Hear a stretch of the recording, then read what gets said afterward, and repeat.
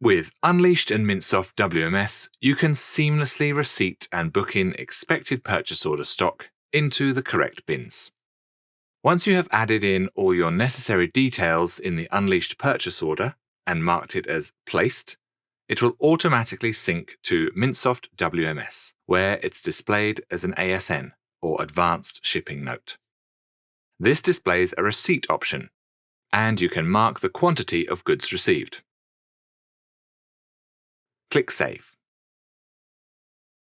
On the top right of the screen here is where you can assign and book in your stock. Once you're happy with the location, click Assign. Then mark Awaiting Put Away. Once you mark Awaiting Put Away as complete, it will flow back to Unleashed and the purchase order status will be updated. The PO can then be completed once the costs are final.